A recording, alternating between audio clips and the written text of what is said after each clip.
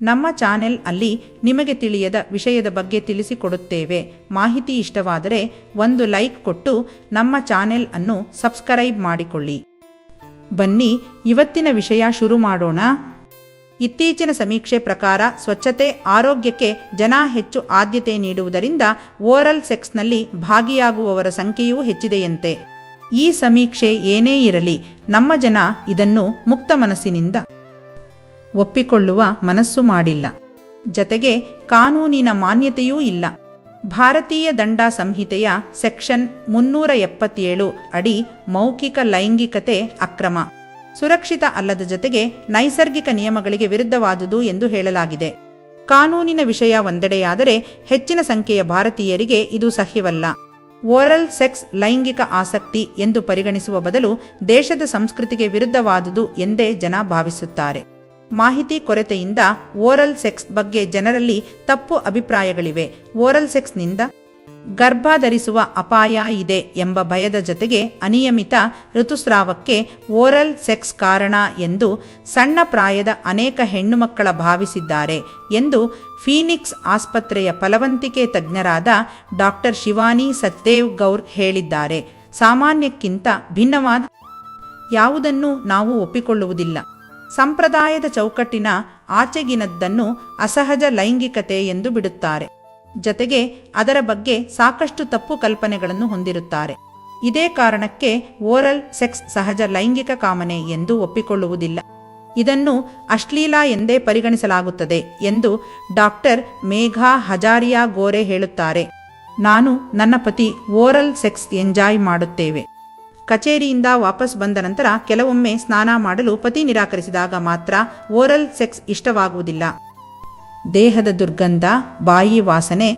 Oral ಸೆಕ್ಸ್ನಲ್ಲಿ ತೊಡಗುವ ಮುನ್ನ ಒಂದಿಷ್ಟು ಮಾಹಿತಿ ಇರಲಿ. ಮಿಥ್ಯ. ಓರಲ್ ಸೆಕ್ಸ್ನಿಂದ ಕನ್ಯತ್ವ ಕಳೆದುಕೊಳ್ಳುತ್ತಾರೆ. ಸೆಕ್ಸ್ ಎಂಬ ಪದ ಕೇಳಿದರೆ ಸಾಕು ಕನ್ಯತ್ವ ಹರಣವಾದಂತೆ ಭಾವಿಸುತ್ತಾರೆ. ಓರಲ್ ಸೆಕ್ಸ್ನಿಂದ ಲೈಂಗಿಕ ಅಂಗಾಂಗಗಳು ಸಂಪರ್ಕಕ್ಕೆ ಬರುವುದಿಲ್ಲ. ಹಾಗಾಗಿ ಕನ್ಯತ್ವ ಸಂಭೋಗದಿಂದ ಮಾತ್ರ ಕನ್ಯತ್ವ ಕಳೆದುಕೊಳ್ಳುತ್ತಾರೆ.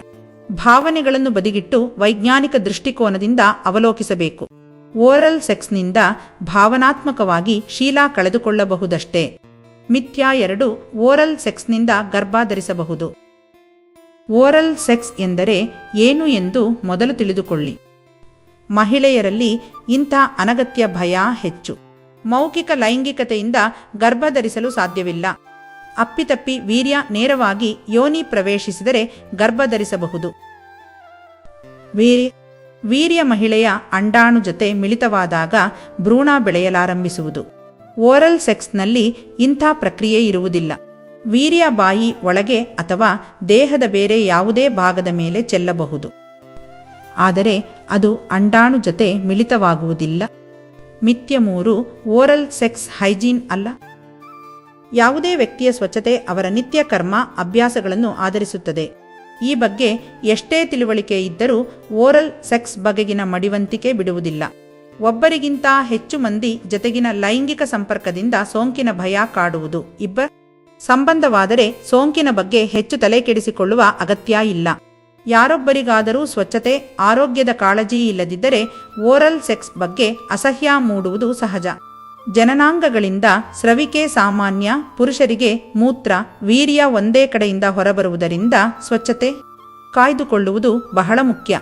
ಹೀಗಿದ್ದಲ್ಲಿ ಮಾತ್ರ ಅದು ಖುಷಿ ನೀಡುತ್ತದೆ ಎಂದು ಡಾಕ್ಟರ್ ಬೋಮ್ಸ್ಲೆ ಹೇಳಿದ್ದಾರೆ. ಓರಲ್ ಸೆಕ್ಸ್ ಮೊದಲು ಹಾಗೂ ನಂತರ ಇಬ್ಬರೂ ತಮ್ಮ ಗುಪ್ತಾಂಗವನ್ನು ಸ್ವಚ್ಛಗೊಳಿಸಬೇಕು. ಕಚೇರಿಯಿಂದ ಮನೆಗೆ ಬಂದ ಕೂಡಲೇ ಸ್ನಾನ ಮಾಡಿ. ಬೆವರಿನ ದುರ್ಗಂಧ ಸಂಗಾತಿಗೆ ಇರಿಸುಮುರುಸು ಉಂಟು ಮಾಡಬಾರದು. ಮಿಥ್ಯ. 4. ಓರಲ್ ಸೆಕ್ಸ್ನಿಂದ ಪರಾಕಾಷ್ಠೆ ತಲುಪಲಾಗದು. ಓರಲ್ ಸೆಕ್ಸ್ ಮುಂಕೇಳಿ ಎಂದೇ ಭಾವಿಸುವುದರಿಂದ ಪರಾಕಾಷ್ಠೆ ತಲುಪಲು ಸಾಧ್ಯವಿಲ್ಲ. ಆದರೆ ಪರಾಕಾಷ್ಠೆ ತಲುಪಲು ಇಬ್ಬರನ್ನೂ ಉದ್ರೇಕಿಸುವುದು. ಸಹಜ ಲೈಂಗಿಕತೆಗಿಂತಲೂ ಅಪೂರ್ವವಾದ ಪರಾಕಾಷ್ಠೆ ತಲುಪಲು ಎಲ್ಲ ಸಾಧ್ಯತೆ ಇದೆ. ಓರಲ್ ಸೆಕ್ಸ್ನಿಂದ ಮಹಿಳೆಯರ ಚಂದ್ರನಾಡಿ ಉದ್ರೇಕಗೊಳ್ಳುವುದು. ಹೆಚ್ಚಿನ ಖುಷಿ ಜೊತೆಗೆ ತೃಪ್ತಿದಾಯಕವಾಗಿರುವುದು. ಪುರುಷರಿಗೂ ಇದು ಅನ್ವಯಿಸುವುದು. ಹಸ್ತಮೈಥುನದ ರೀತಿಯಲ್ಲೇ ಖುಷಿ ನೀಡುವುದು. ಮಿಥ್ಯ. 5. ಓರಲ್ ಸೆಕ್ಸ್ ಸಂಪೂರ್ಣ ಸುರಕ್ಷಿತ. ಲೈಂಗಿಕ ರೋಗಗಳ ಭಯ ಇಲ್ಲ. ಓರಲ್ ಸೆಕ್ಸ್ನಿಂದ HIV ಹಾಗೂ ಲೈಂಗಿಕವಾಗಿ ಹರಡುವ ಸೋಂಕು STI ಹರಡುವ ಭೀತಿ ಇಲ್ಲ ಎಂಬ ಅಭಿಪ್ರಾಯ ಇದೆ. ಒಂದು ವಿಷಯ ನೆನಪಿಡಿ, ಗುಪ್ತಾಂಗಗಳ ಸ್ರವಿಕೆ ಈ ಕ್ರಿಯೆಯಿಂದಲೂ ವಿನಿಮಯವಾಗುವುದು. ಅದೇ ರೀತಿ ಸೋಂಕು ಹರಡುವ ಅಪಾಯವೂ ಹೆಚ್ಚು. ಲೈಂಗಿಕವಾಗಿ ಹರಡುವ ಅತಿ ಕೆಟ್ಟ ರೋಗ ಇದರಿಂದಲೂ ಬರುವ ಸಾಧ್ಯತೆ ಇದೆ. ಓರಲ್ ಸೆಕ್ಸ್ನಿಂದ ಹರಡುವ ಸೋಂಕು ಮುಖದ ಮೇಲೆ ಎದ್ದು ಕಾಣಿಸುತ್ತದೆ. ಸಂಗಾತಿಯಿಂದ ಹರಡುವ ಲೈಂಗಿಕ ಸೋಂಕು ತುಟಿಯ ಭಾಗದಲ್ಲಿ ಬಿಳಿ ಬಣ್ಣದ ಕೆಟ್ಟ ಕಲೆ ಮೂಡಿಸುವುದು. ಆಂಟಿಬಯಾಟಿಕ್ಸ್ನಿಂದ ಇದನ್ನು ಸರಿಪಡಿಸಬಹುದು. ಮಿಥ್ಯ 6. ಓರಲ್ ಸೆಕ್ಸ್ ಸಹಜ ಲೈಂಗಿಕತೆಗೆ ಪರ್ಯಾಯವಾದುದು. ಹದಿಹರೆಯದವರಲ್ಲಿ ಈ ತಪ್ಪು ಕಲ್ಪನೆ ಹೆಚ್ಚು. ಸಹಜ ಸೆಕ್ಸ್ಗೆ ಇದನ್ನು ಪರ್ಯಾಯ ಎಂದೇ ಹಲವರು ಭಾವಿಸಿರುತ್ತಾರೆ.